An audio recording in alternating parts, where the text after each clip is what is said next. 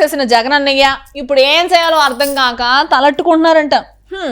ఏం చేసేస్తే ఏమైపోద్దానని లోపలే ఫీల్ అయిపోతారంట. ఫైనల్ గా ఇప్పుడు జగనన్నయ్య సిచ్యువేషన్ ఎట్టా ఉందో తెలుసా అండి? ఎట్టా ఉండుద్దమ్మాయి, కుడితిలో పడ్డ ఎలకలా అయి ఉండుద్ది, అంతేనా? అబ్బో, నీకు కూడా పంచ డైలాగ్ వేయడం వచ్చేసింది అబ్బాయి. మొత్తానికి నువ్వు కూడా గాడిలో పడుతున్నావు కానీ మీ జగనన్నయ్య మాత్రమే మారడం లేదు అసలు. ఇంతకీ మా అన్నకొచ్చిన ప్రాబ్లం ఏందమ్మాయి? అంటే బీజేపీ వాళ్ళు ఏదైనా అంటే ఒక బాధ అనకపోతే ఇంకో బాధలా తయారైంది అబ్బాయి. అసలు దానికి కారణం ఏంటో తెలుసుకుందాం పదా.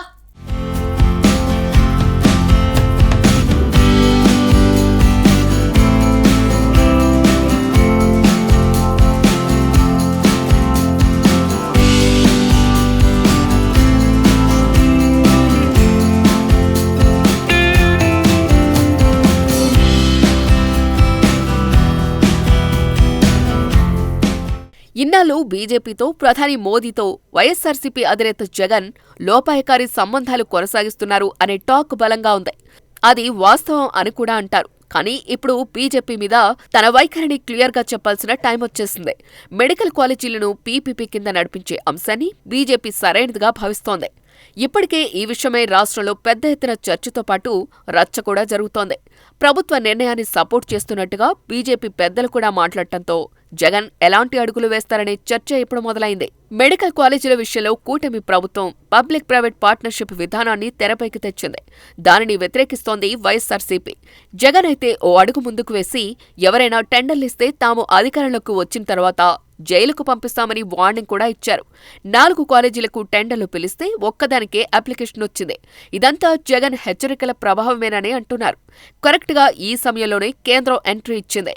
మరిప్పుడు జగన్మోహన్ రెడ్డి ఎలా స్పందిస్తారు అనేది హాట్ టాపిక్గా మారింది. ఆరోగ్యశ్రీతో పాటు 104, 108 వంటివి పబ్లిక్ ప్రైవేట్ పార్ట్నర్షిప్ విధానంతోనే నడుస్తున్నాయి. ఒకప్పుడు జగన్ తండ్రి మాజీ సీఎం వైఎస్సార్ కూడా ఈ విధానాన్ని సపోర్ట్ చేశారు. ఇప్పుడు ప్రభుత్వం మెడికల్ కాలేజీలకు ఇదే విధానాన్ని అనుసరించాలని భావిస్తోంది. కానీ జగన్ మాత్రం ఇందుకు ససేమిరా అంటున్నారు. రాష్ట్ర వ్యాప్తంగా 1 కోటి సంతకాల సేకరణ కూడా చేపట్టారు. ఏపీ గవర్నర్ అబ్దుల్ నజీర్కు ఫిర్యాదు చేశారు. అక్కడితో ఆగలేదు జగన్. అంతటితో ఆగకుండా వార్నింగ్లు కూడా ఇచ్చారు. ఇక లాభం లేదనుకుని ఏపీ వైద్య ఆరోగ్య శాఖ మంత్రి సత్యకుమార్ యాదవ్ రియాక్ట్ అయ్యారు. ఆయన బీజేపీ నేత కావడంతో నేరుగా కేంద్రానికి కంప్లైంట్ చేశారు. ఈ విషయంలో కేంద్రం సీరియస్గా స్పందించడంతో వైఎస్సార్సీపీ, ముఖ్యంగా జగన్ పరిస్థితి అడకత్తెరలో పోకచెక్కలా తయారైందంటున్నారు. కేంద్ర ఆరోగ్య శాఖ మంత్రిగా జేపీ నడ్డా ఉన్నారు. ఏపీ సర్కారు నిర్ణయాన్ని ఆయన అభినందించారు. ఇది చాలా మంచి విధానం అన్నారు. ఇప్పటి వరకు ఇది కూటమి సర్కారు తీసుకున్న నిర్ణయంగా ఉంది. ఇప్పుడు కేంద్ర పరిధిలోకి వెళ్లటంతో జగన్ ఎలా రియాక్ట్ అవుతారో అన్నది చూడాలి. ఎందుకంటే తన అవసరాల దృష్ట్యా బీజేపీతో జగన్ సానుకూలంగానే ఉంటున్నారు. ఇలాంటి టైంలో జగన్ గానీ మెడికల్ కాలేజీల పీపీపీ విషయంలో బీజేపీకి వ్యతిరేకంగా మాట్లాడి తన చిత్తశుద్ధిని చాటుకుంటారా, లేక సైలెంట్గా ఉండిపోయి కేంద్ర మంత్రి జేపీ నడ్డా అభిప్రాయాన్ని వ్యతిరేకించకపోతే జగన్ది అంతా మేకపోతు గాంభీర్యమేనని జనాలు అనుకుంటారు. ఒక పక్క కేసుల టెన్షన్, మరోపక్క జనాల అటెన్షన్. ఇరకాటంలో పడిన జగన్ ఏం చేస్తారు అనే దానిపై ఇప్పుడు అందరూ ఆసక్తిగా ఎదురుచూస్తున్నారు.